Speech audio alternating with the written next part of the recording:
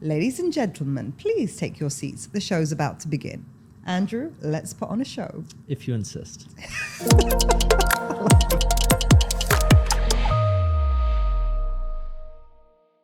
I insist. And today I am with Andrew Cummings, who's the head of residential at Savills Middle East. And congratulations on your recent award as a real estate legend by Arabian Business. Thanks. I think it's probably my favorite title of legend. I think when I joined Savills, there was the usual sort of press releases and things. Arabian Business picked it up. But there was one article in one website which described me as a rainmaker, which I obviously was like, okay, that's kind of cool. But I think legend is now, I think that's it. Who cares about being a winner anymore? Like, I think you've got to have some cool title for it to really matter. And that's one title that you can like take on for eternity. It's not because like also if you're a legend, that doesn't you're stop forever a at a legend. certain period. Exactly. So you can be first in 1 year. But I'm now a legend, and thus, forever. It's not really can't really be beaten at that point. But although I do hear it's going to be ranked, so I am slightly nervous about that. Because there were 29 other legends. There were 29, but I'm hoping if I can come in the top 28, I've done a pretty good job. Okay. And when are we going to find out about your ranking? I believe end of June. So let's see. Okay.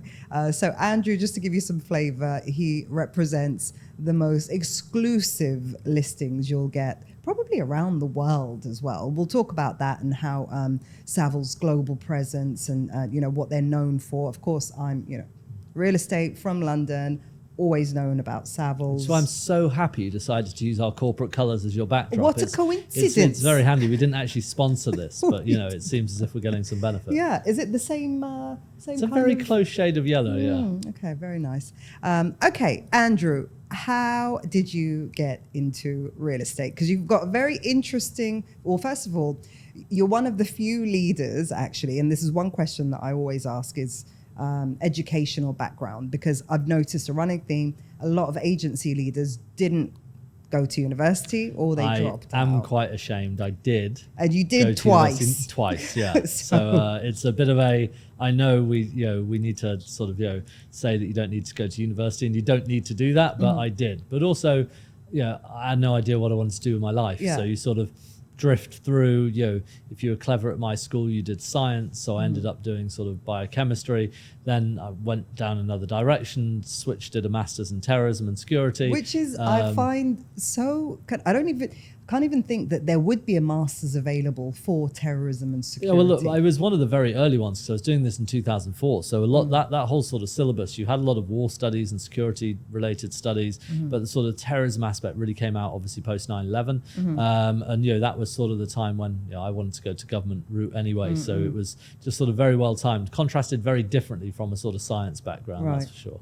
And were you planning on like MI5, MI6, CIA? Was that the no? Actually, so I actually wrote an email to the CIA when I was, I don't know, like 16 or something like that, and I got an email back from Molly Hale, which I'm sure is not her real name, basically saying, no, you're British, you can't do this. I think I may have been younger than 16, but no, I was just interested in politics and international affairs, and I just used to. It's very sad. Like if you've got a teenager and they're sitting around reading the Times and about international affairs, really interested in the Middle East, really interested in US politics, that was sort of what I was interested in. And at the time, I just didn't really know you could get into that. And I sort of was very lucky to actually get a chance to do some of that for a while before I found my calling. Yeah. And your calling in the Middle East. So I'd be interested to know what was your. I mean, I'm an Arab, lived in the UK, but as a British. Living in London, I'm guessing. Yeah. What was your perception of the Middle East, and be honest, before you actually came out? So look, I could be really technical here. So there's different types of schools of thought when you look at the Middle East. You can be Orientalist or Occidentalist, and other types of boring university type stuff. I studied the Middle East in depth. I studied the region. I studied parts of the religion. I then worked on it for an extended period of time. I was in and out of doing things to do with the Middle East for at least sort of 60% of my government career. I then was working for a royal family out here for a year, and then I worked with a lot of other countries. So what was interesting, I'd seen the UAE in particular, and Saudi and other areas more through the realm of sort of macro geopolitical issues. So, I was looking at, I remember in 2008, I was in the Treasury when everything happened here, DP World, the bailout, all of this. So I sort of had an idea. What I didn't really get, I think, because you don't until you move out here, is how this is a home. And, one of my clients actually said to me about 2 weeks ago, and it stuck with me, that one thing that's really interesting about Dubai is you're not an expat. If you move to Spain, you're an expat. If you move to Singapore, you're an expat. None of us are expats. This is our home. And I think that that's one thing that's sort of the untold story about Dubai, which I try to emphasize when I'm overseas or dealing with international clients, is this is truly just a base. It's a home for people, and it's an extended home for people. So, when I moved out here, I remember actually my phone had died as I was driving my rental car from the airport to where I was meant to be living. So I didn't have GPS. I got lost about 6 times because every time I thought I was turning right, obviously I took that turn which takes me left. But within a day, this felt like home to me.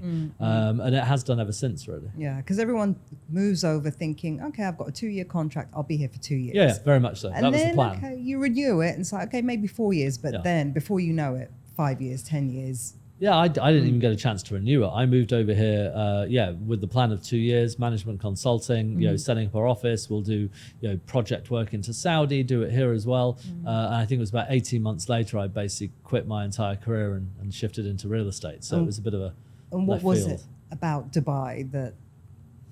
It's dynamic. I think I tell everyone, and it's no joke, I watch way too much $1 Million Listing New York and LA. It seems so cool and so easy, but there were people around me at the time who were basically saying, look, with your background, you have something to offer high net worth clients that is more interesting. You can talk about the world, you've done this, you've done that. So you'll have a different way to engage with them. The other thing I think, obviously that was important is I think a lot of people, when they're looking at luxury, they can be quite intimidated by, high net worth or, very important people in general. But, whoever I'm dealing with, you're not as important as a lot of the people I've dealt with in the past. So, I worked directly with 2 British prime ministers. I've met a dozen different, world leaders.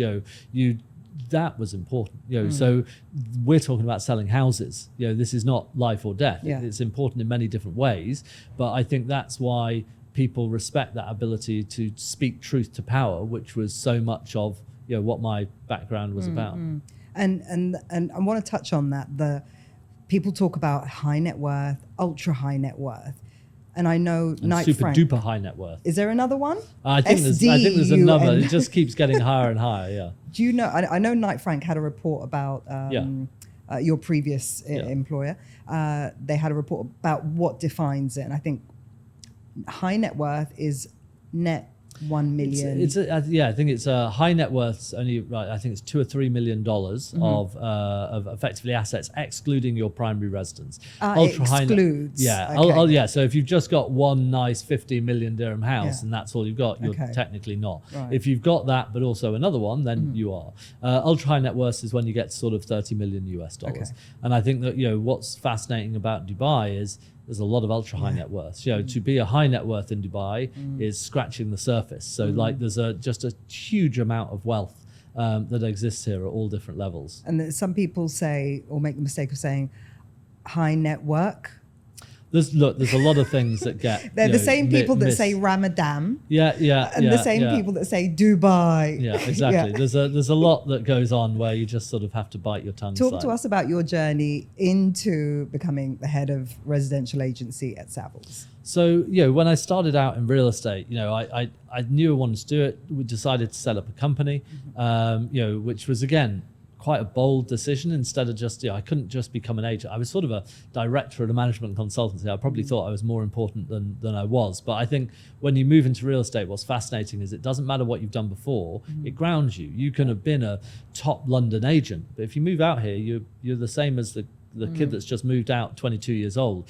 So, we started up, set up this company, built that up, and it was the hustle. It was going around, driving around, trying to figure out what's on the market, try to get listings, and then building it. We took a very digital approach to things, website driven, drive digital leads, and then social media was something I sort of got into quite quickly, and then started doing stupid videos, wrestling sharks, dancing to Rick Astley, and all this type of stuff, which no one was really doing at the time. What year was that? It was probably 2018, 2019 when I was doing a lot of this stuff, and that combined with obviously getting a few good deals done sort of starts to get you noticed in the industry. And the thing that's funny is, a lot of people look at content people put out, and I'm like a lot of these guys. I think everyone should do it, in whatever suits you. Some people write things on LinkedIn. Some people do crazy things. Some people do educational. Work with what your personality is. And turns out mine was less serious than I'd probably planned. Entertainment. So, but what's it about? It's about name recognition. It's about network. It's about getting people to call you. And, when that starts happening, that's gonna be, where you can earn the money from, because your network is your net worth, as I say. And you've worked for, or you set up and worked for, like, the top luxury names were associated: Luxury Property, Knight Frank, Savills. Like, that's your playground. Yeah, and I think, look, when we set up Luxury Property, it was a the name did what it said. We built that up, and I think I just felt more comfortable in that area. But it's also sort of the types of clients that I wanted to deal with. When the opportunity came along, to work at Knight Frank again was a tremendous opportunity. And what that taught me, as has Savills, is it taught me a lot about how different these big global brands are, and the different offering. I thought that I was not a big shot by any means. There are a lot of bigger agents than I am, but I thought I was relatively successful, building quite a successful little brand. And then you come work for one of these big agencies and see their access to wealth, but not just their access to wealth, their relationship with wealth. And it just blows you away. You move from, I've got a couple of big clients, to you can, now in Savills, I can put in my WhatsApp group with the private office a name, and within 10 minutes I'll get out, do we know them? How do we know them? Who last had engagement with them? Would you like us to contact them? And that depth of relationship that gets built is just transformative. It's not just a sales thing. It's really about building a relationship that's based around advisory. So I've always felt much more comfortable in that luxury space. But as I say to everyone, it's not all we sell. We'll sell anything. My smallest sale is actually don't know. I should probably check. But I don't. All right. I want you to start this sentence with, I wouldn't get out of bed for less than. No, so depends. Wait, commission or no? Yeah, I think, commission. No, I think I'll get out of bed for anything, and that's the key thing. Like literally, a rental, get out of bed for a rental. Yeah, like if it's for the clients, I think again for me, it's about being that person's like partner in whatever they want. So if you've got a high net worth client and they want you to go rent their studio in Motor City, I'll make sure that happens. If they want to buy something overseas, notice how he said, "I'll make sure it happens," meaning he's not the one that's going to do it. I might not do all of the viewings on that, but I have a wonderful team who are available for it. But again, it's about providing a service so that you can cover off everything. For me, where I can add most value is in that high-end space. If you want to have a discussion around 2 to 5 million dirham apartments in the marina, I can give you an overview, but I'm not an expert. There's people that are better than that in my team that work for me that I would want their advice on. But when you come to sort of 20, 30 million plus, like I pride myself on hopefully knowing every single thing that's on and off the market, comparative costs, and being able to sort of provide advice in that space basically. And you mentioned as well the private office, and it seems like there is, like, now is definitely the time I'm seeing a rise in private offices, or an awareness of the private offices that are within some of these brands, because there is that shift from, okay, well, our brand might be associated with mid-market. We want to appeal to the luxury segment. How do we do that? We need a separate office. We need a different look. We need a different vibe. How does what's the difference between your private office and an unnamed company's private office? And everybody, because I actually thought the private office was actually a brand, but it turns out everyone's got some kind of private office. Like they do. And I think, look, when it comes to Savills, Savills is a global company, 40,000 employees plus 700 offices. It specializes in luxury. It's quite dominant in most of the key luxury markets. What we have the private office for in Savills is about going beyond that. It's about targeting, we're not talking the ultra high net worth. Pretty much we're talking about Super duper. 2.5 billion dirham up. Net worth. We do start looking at names of people who are over $100 million, but really it's about the higher end. And what we're trying to do with those is take a fully holistic approach to what their real estate needs are. So we had a couple of directors out from the private office recently. We held a number of meetings with clients that we know are out here that we assume there'll be a useful relationship. It was fascinating sitting down with one billionaire as he critiqued a valuation that Savills had done in the south of France, discussed another acquisition he was currently in the process of doing with us in Paris, talked about an upcoming project he's got in London, and then was talking about his own personal assets and his approach to Dubai.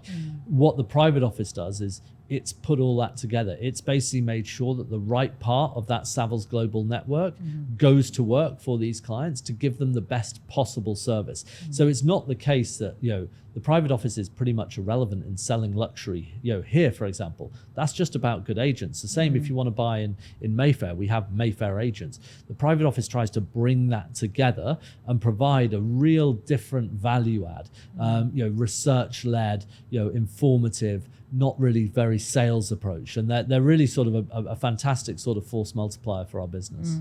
And so it's not so much, that's my client. This person, this super duper ultra high net worth will have an entire squad of Savills representatives on different aspects of their portfolio. Yeah. How do you think that would go down here when it's, how agents are very protective over my buyer, it's my client, and they hold on to them for dear life and nobody else can.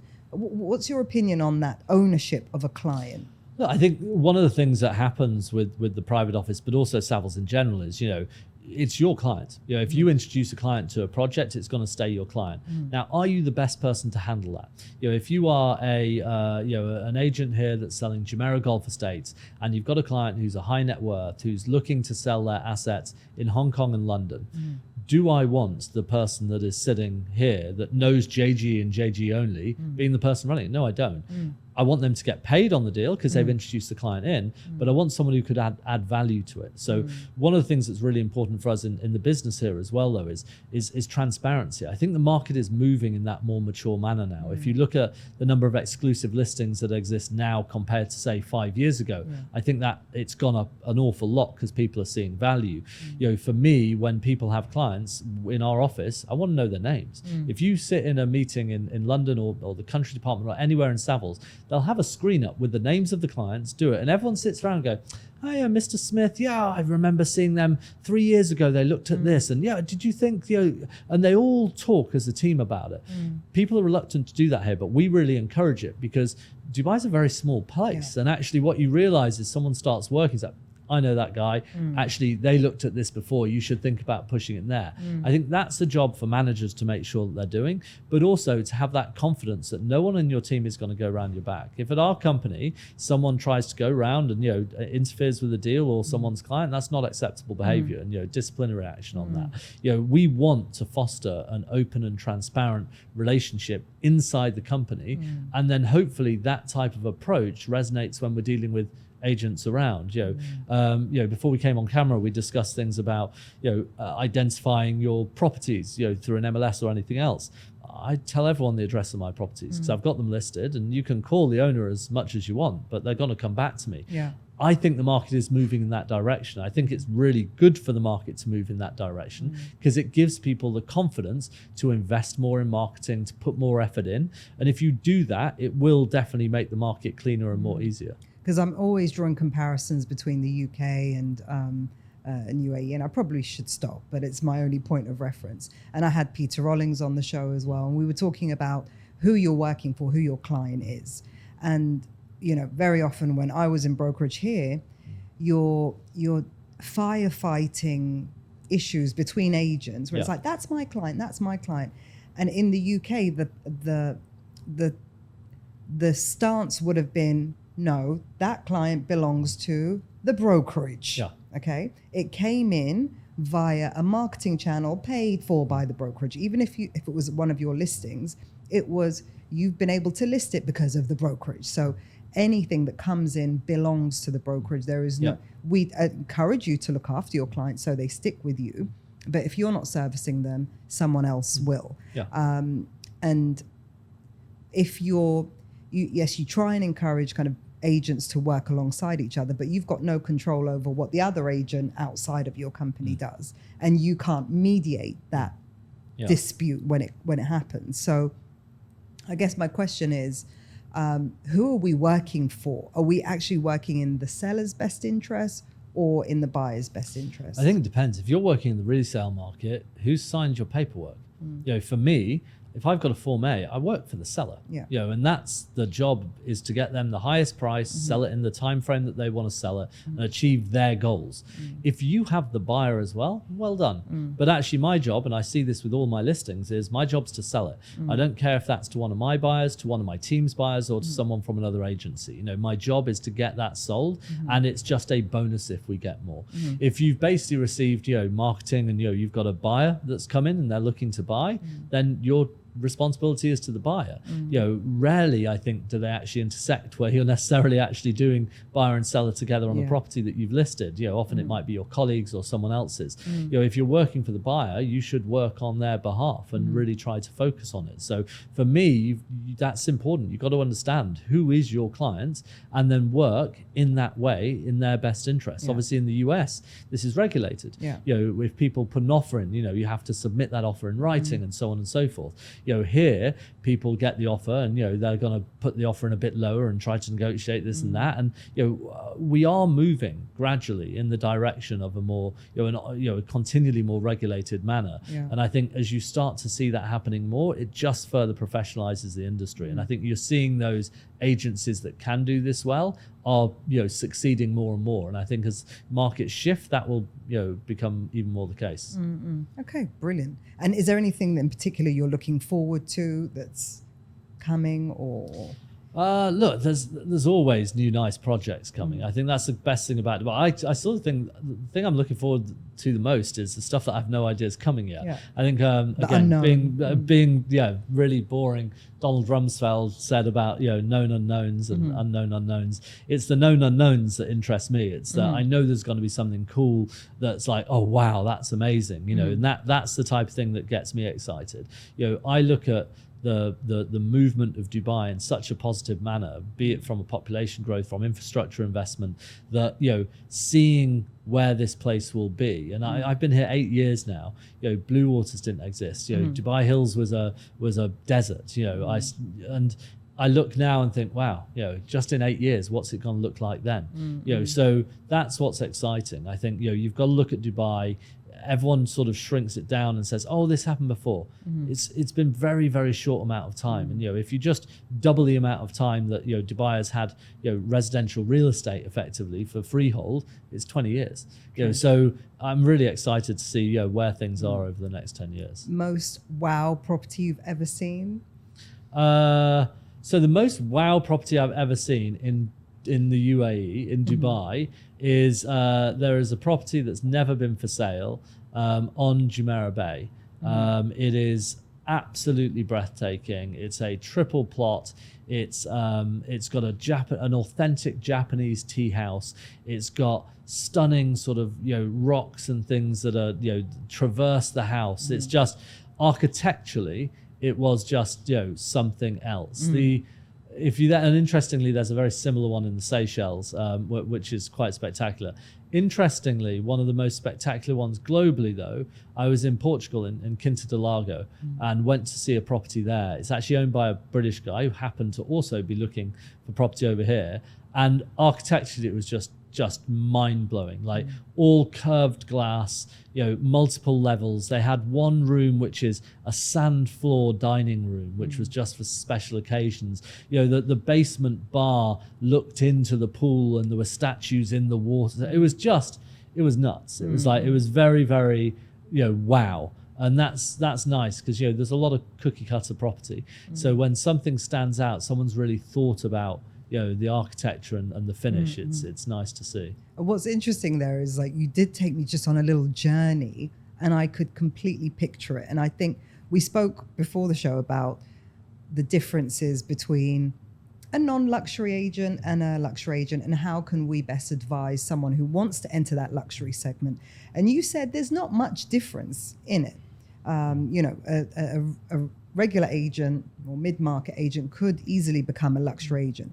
But the way that you just described that property, the extension of your vocabulary. I think, look, a lot of people want to get into luxury. And I always say to them, if they're really successful in an area, some of the best brokers that earn the most money are just area specialists. You've got brokers in JGE, who are unbelievable, earning incredible money. Brokers in Arabian ranches, wherever it is. You can get into luxury. It takes longer. Deals come slower.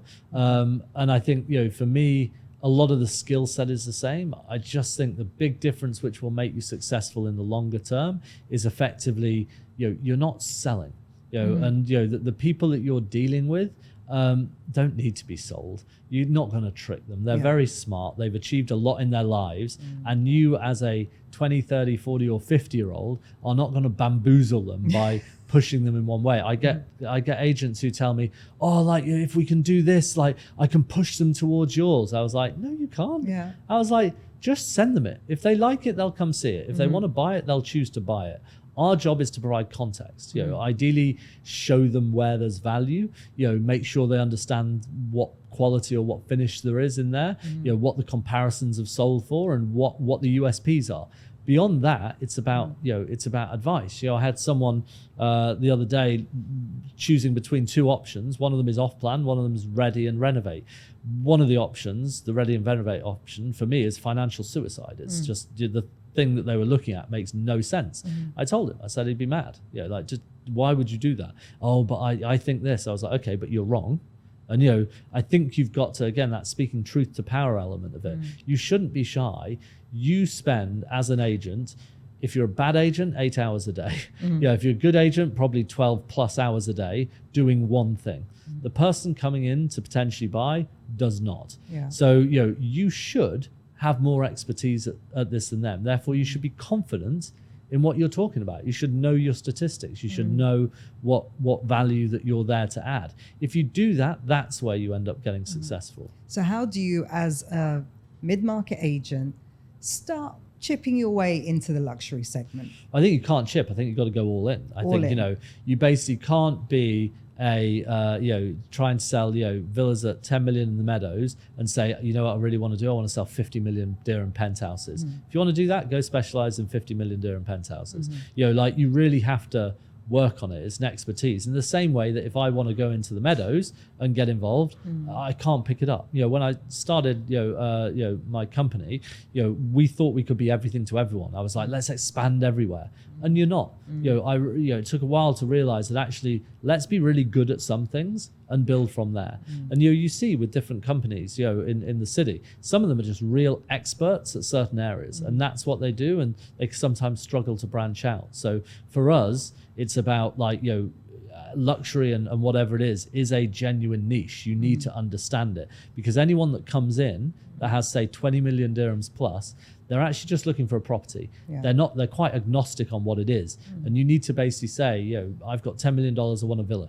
Okay, you need to go to Al Barari, District 1, Dubai Hills, Jumeirah Gulf States, Emirates Hills, Tal Al Ghaf. You need to do the circuit, basically. And you need to have enough knowledge in each of those areas to be able to add value.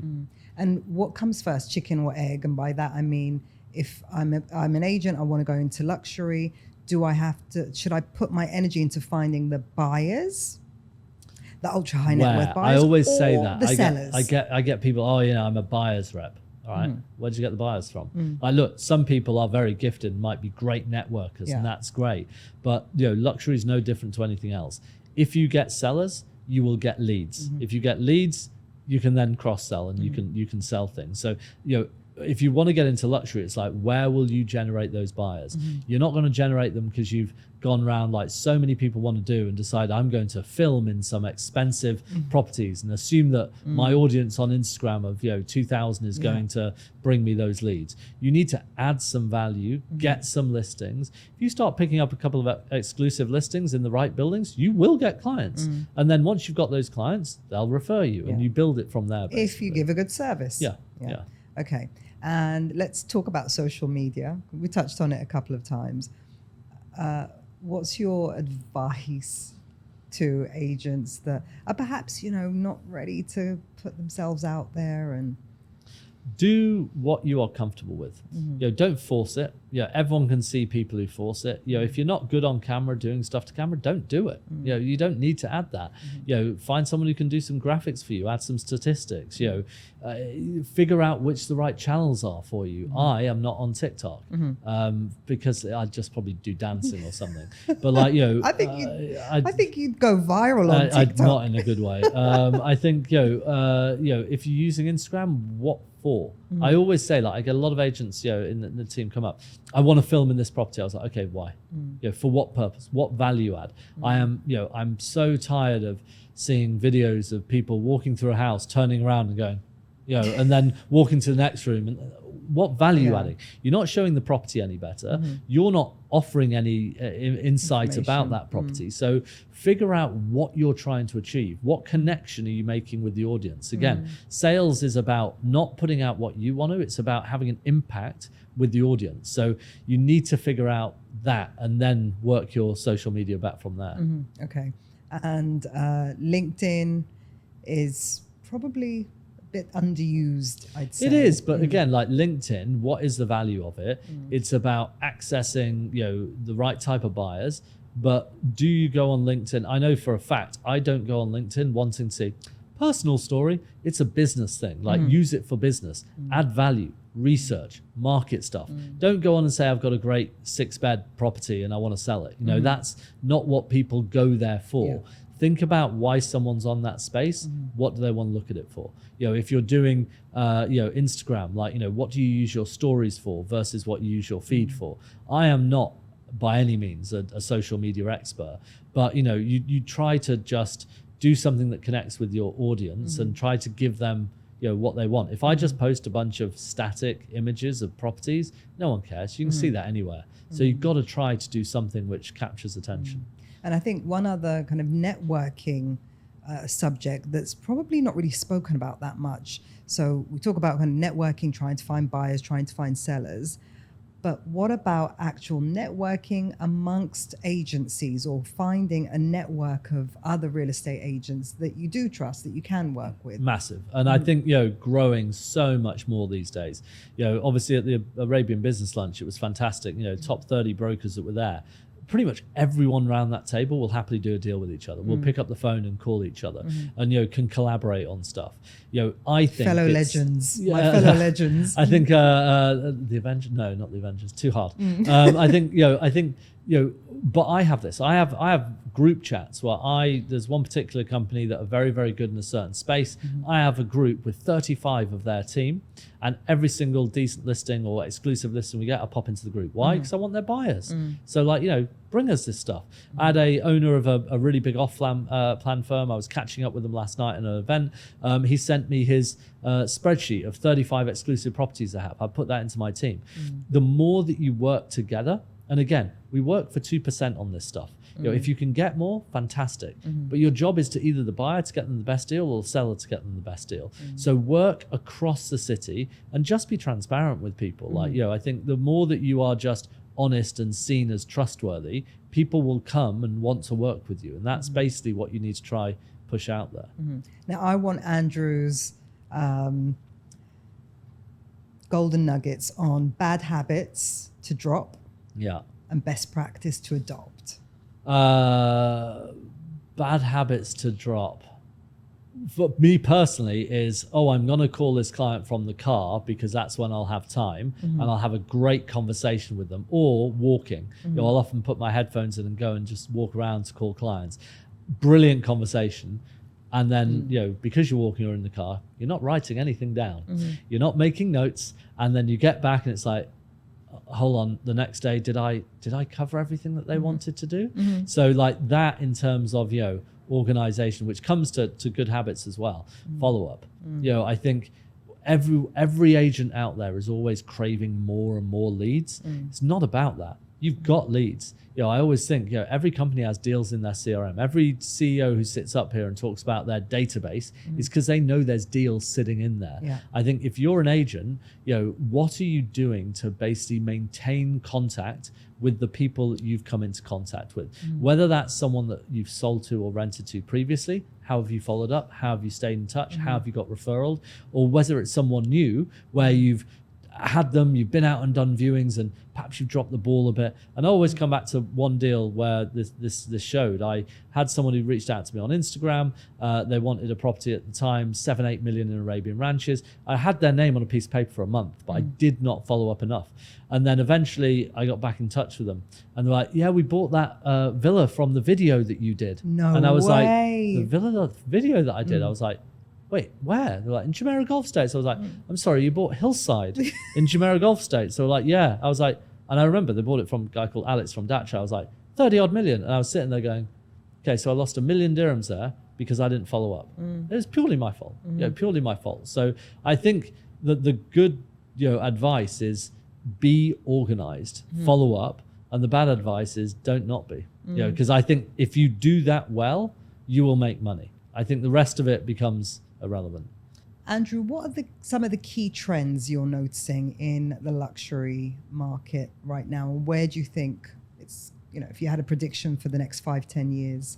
So I've said this in a number of places recently. So I think if you look post-COVID, we don't want the same stuff you've said. But when you're right, you've got to stick with being right. The first year post-COVID, that growth was a post-COVID bounce, the race for space. That's where everyone was going.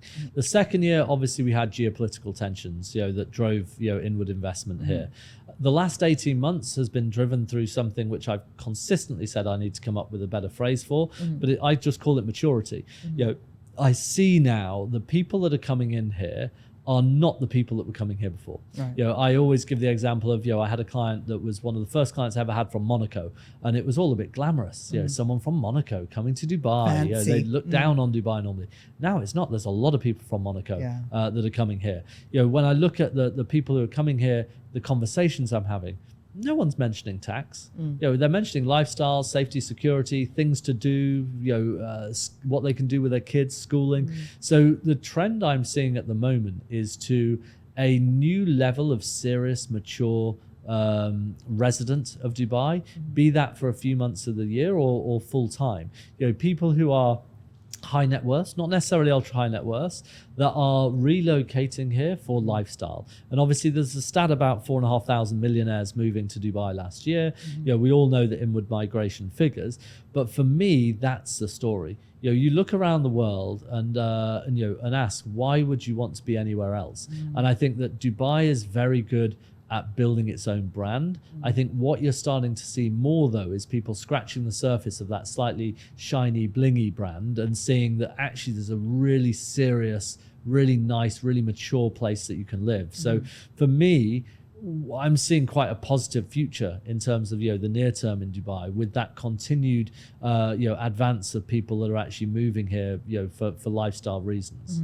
And what about technology and AI advancements? Yeah, look, Dubai is always at the forefront of this, and obviously you've got big investments, including that the government in Abu Dhabi have made into AI as well. On a real estate side, we need to see more of it. Obviously the land department's made some great steps forward in digitization. I was in Singapore, Hong Kong, London recently, and was telling them about how easy it is. I was showing them the broker app and showing them what a title deed looks like. And that type of advancements is fantastic. I think as an industry, I hope we'll see more tech coming. Obviously the more that we can use that to get rid of the scourge of fake listings is going to help. It's going to help good brokers and buyers and sellers, but also as brokerages, it's how you can capitalize on AI and technology in general to provide a more seamless, smooth process for your buyer and seller. So I definitely think it's gonna be an important part of the future. But ultimately, look, we're very lucky. People still need to open doors. So until they come up with a system which can unlock doors for people to do viewings, I think we're all still going to have a job. And what do you wish home buyers and home sellers knew right now? So let's take the home buyers. Well, look, the thing I wish they knew the most is that, agents aren't necessarily bad people. They're people that are out there doing a job in very difficult circumstances for no money, working incredibly hard jobs, long hours. And a lot of the time, a lot of what an agent has to say to a buyer or a seller is not necessarily what they want to hear. It's the, oh no, I can get this for 6.5 million. The last 3 sold at 7. You're not getting it below 7. Well, and then they get annoyed at the agent. So I think, knowing that, yes, okay, every single industry in the world has good people and people who aren't as skilled. You don't run around a management consultancy going on about their weakest link. So I think knowing that we're out there trying to deliver a service is important. But also I think if you're a buyer, I want them to know that, you should look at the long term. I think people sit here and say, oh, is this a bubble? Are we near the top? Oh, but I remember 2008. No, look at Dubai through the prism of the future and where it's come from to where it's going. Yeah, it's going to go up and down. Every single market in the world does. But you shouldn't buy a property with the aim of, making money in 2 years. You should be viewing it as a long-term investment, the same way that you do with stocks and shares. No one puts money into an ETF to get rich in 2 years. They do it because it will contribute to their retirement. And if you look at Dubai real estate through that prism, then there's no better investment that you can make. What about the sellers? Sellers, what do you wish you could tell the sellers? Look, I think price it right. Why are you selling? What is the reason? Is it to move? Is it to downsize? Is it to put that money into something else?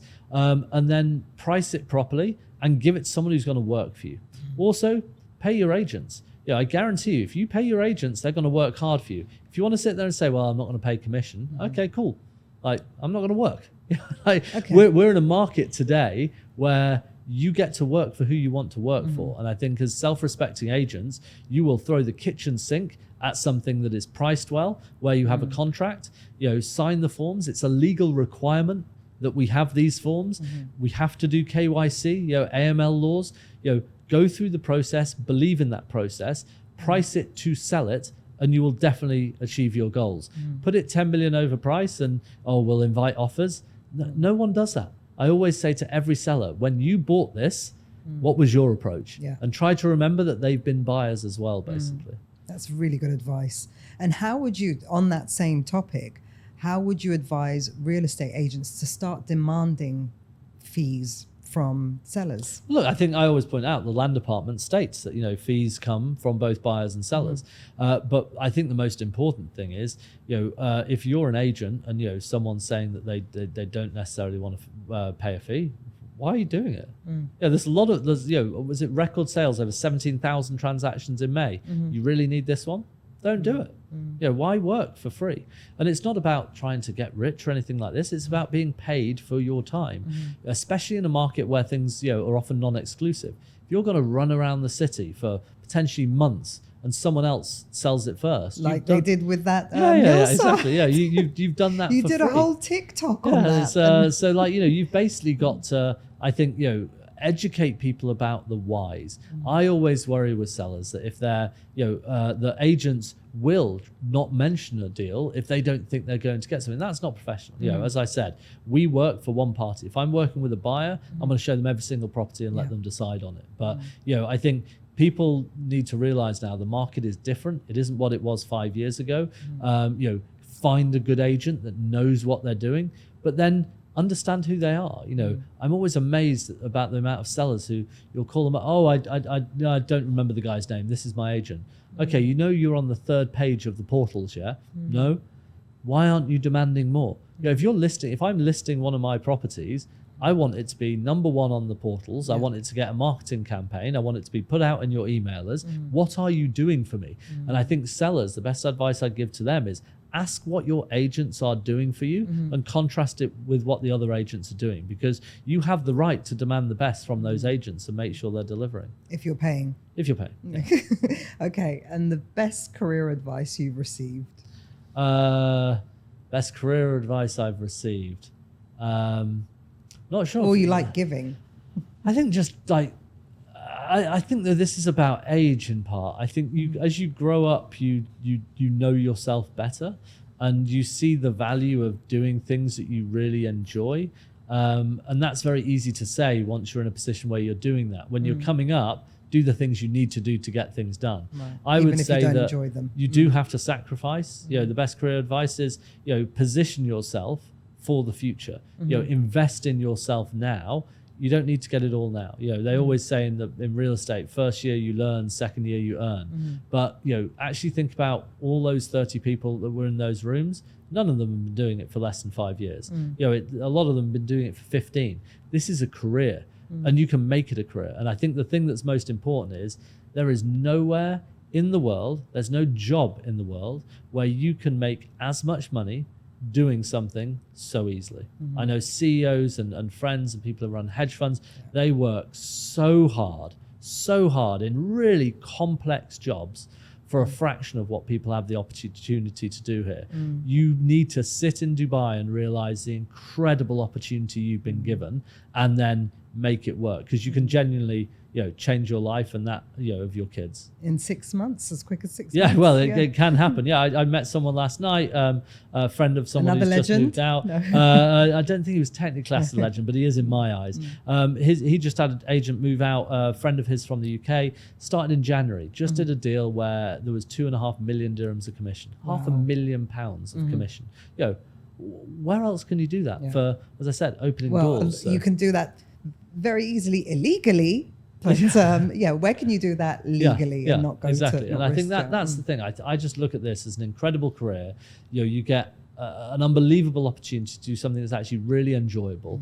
You get to meet incredibly interesting people, and you know, hopefully, you know, enjoy actually the opportunity that you're giving in a city where you get to go to the beach every weekend. And actually, all the skills that you get from this industry are so easily transferable to other industries or to life or just general business, sales, whatever it may be, marketing. You're going to have a clue about everything.